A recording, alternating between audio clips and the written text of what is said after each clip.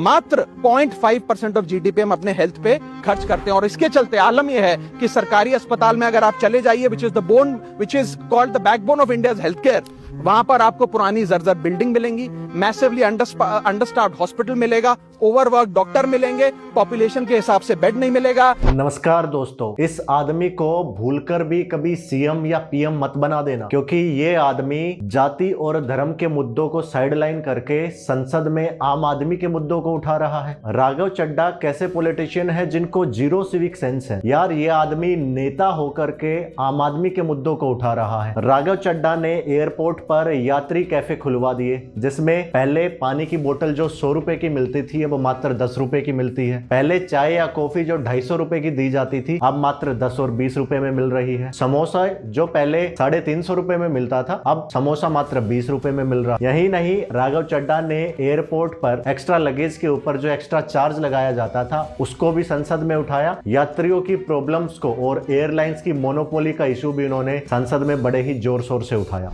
अगर आपका 1 KG baggage overweight हो जाए तो हजारों रुपए एयरलाइन आपसे एक्सेस बैगेज के चार्जेस वसूल लेती है। यहां तक कि कुछ लोग अब अपना सामान एयरपोर्ट पर फेंक के चले जाते हैं बिकॉज उनके सामान में पड़ी वस्तुएं इतनी महंगी नहीं है जितना बैगेज चार्जेस एयरलाइन ले लेती है। गिग वर्कर्स और डिलीवरी वर्कर्स के ऊपर जो 10 मिनट इंस्टेंट डिलीवरी का एक डेंजर संकट मंडरा रहा था। मेरे साथ हैं शिवम, जो एक ब्लिंकिट के राइडर हैं। चलें डिलीवर करके आए। यस सर, चलें।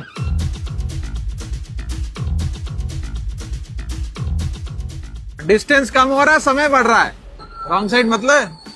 उसका मुद्दा भी इन्होंने संसद में उठाया और इस 10 मिनट डिलीवरी सिस्टम को हटवा दिया और न जाने कितने सारे हमारे डिलीवरी वर्कर्स की जान बचाई। नोटिफिकेशन आता है, your order is on it's way, order delivered, your ride has arrived. लेकिन इस नोटिफिकेशन के पीछे अक्सर एक इंसान होता है जिसे हम एक्नॉलेज नहीं करते। सर, मैं बात कर रहा हूं जोमेटो और स्विगी के डिलीवरी बॉयज की, ओला उबर के ड्राइवर की, ब्लिंकिट जेप्टो के राइडर की। संसद में राघव चड्ढा कभी फूड एडल्ट्रेशन, कभी एयर पोल्यूशन तो कभी एजुकेशन जैसे मुद्दों को उठाते हैं। कभी ये मजदूर के हक की बात करते हैं तो कभी किसानों के हक की बात करते हैं। और यही तो फर्क है, जब एक एजुकेटेड पॉलिटिशियन और एक अनपढ़ पॉलिटिशियन संसद में खड़े होते हैं तो वो किस तरीके के मुद्दों को संसद में उठाते हैं। And education is the most powerful weapon, ये बात राघव चड्ढा संसद में खड़े होकर प्रूव कर रहे हैं। तो राघव चड्ढा जैसे पॉलिटिशियन को मेरा सलाम है और मैं कामना करता हूं कि हमारे देश की हर पॉलिटिकल पार्टी में राघव चड्ढा जैसे लीडर हों जो आम आदमी की आवाज को दबाए नहीं बल्कि आम आदमी की आवाज बने।